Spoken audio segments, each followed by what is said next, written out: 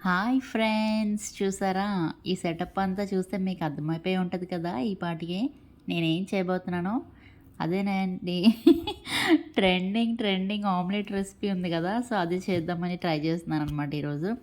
అయితే మా హస్బెండ్‌కి, నాకు చేసుకుందామని అనుకున్నాను. మా హస్బెండ్ కంట ఆహ్, ఎగ్ 2 పీసెస్ చేసి చేయమన్నారనమాట. యాక్చువల్లీ అది వస్తదా? రాదా? అని నేను చేయనన్నాను. 2 పీసెస్‌గా కట్ చేసేస్తే. బట్ వచ్చినా రాకపోయినా చేయాల్సిందే అని అన్నారనమాట. అందుకనే నేనైతే ఇక్కడ 2 ఎగ్స్ ఏమో బీట్ చేసుకున్నాను. ఒక బౌల్‌లో ఏసుకొని ఏమీ ఎయలేదు. ఇదిగోండి 1 ఎగ్ ఇదిగో ఇలా కట్ చేసి ఏయమంటున్నారనమాట 2 పీసెస్‌గా. సో, అందుకనే కట్ చేసి వేసి ఫస్ట్ అయితే ఫ్రై చేసేసాను అవి. ఫ్రై చేసేసిన తర్వాత నేను బీట్ చేసుకున్న ఎగ్ ఉంది గదా!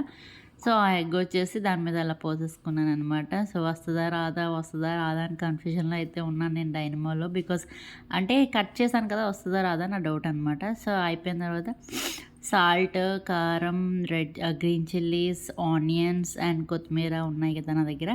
సో, అవన్నీ స్ప్రింకిల్ చేసేసుకున్నాననమాట. పైన ఒక కొంతసేపు ఆగాను. ఆగిన తర్వాత బాగా రోస్ట్ అయింది అని అనుకున్నాను నేను. సో, రోస్ట్ అయింది అని నాకు అనిపించాక అది కూడా ఫ్లిప్ చేసేసాను. వచ్చిందా రాలేదా మీరే చూడండి. యెస్, ఇట్ కేమ్ అనమాట. వచ్చేసింది. సో, బాగానే వచ్చింది ట్రై చేసినందుకు. అంటే 2 పీసెస్ కదా డౌట్ పడ్డాను. కానీ బాగానే వచ్చింది.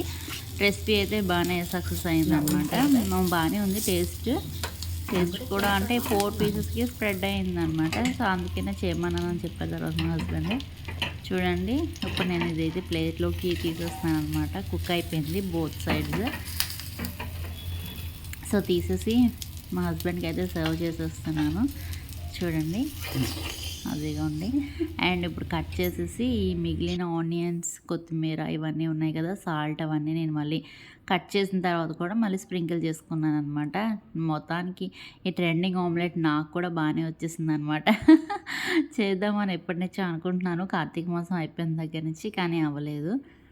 సో, అట్ లాస్ట్ ఈరోజు అయితే సండే కదా! సో, సండే బ్రేక్‌ఫాస్ట్ రెసిపీ చేసేసాననమాట దీన్ని. అప్పుడైతే మా హస్బెండ్‌కి చేసి పెట్టాను బ్రేక్‌ఫాస్ట్ కింద.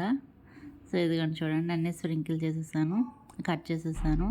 కరెక్ట్‌గా టేస్ట్ చేద్దాం అన్న టైంలో మా చిన్న బాబు ఏడ్చాడనమాట. నేను వెళ్ళిపోయాను. అందుకనే టేస్టింగ్ వీడియో యాడ్ చేయలేదు దీనికి. ఇదిగోండి ఇలా స్ప్రెడ్ అయిందనమాట 4 పీసెస్‌కి. సో, నాకు కూడా అయితే బాగానే వచ్చేసిందనమాట ఈ రెసిపీ. చూడండి, ఇంకెవరైనా ట్రై చేయాలని ఉంటే ట్రై చేయండి. Bye friends.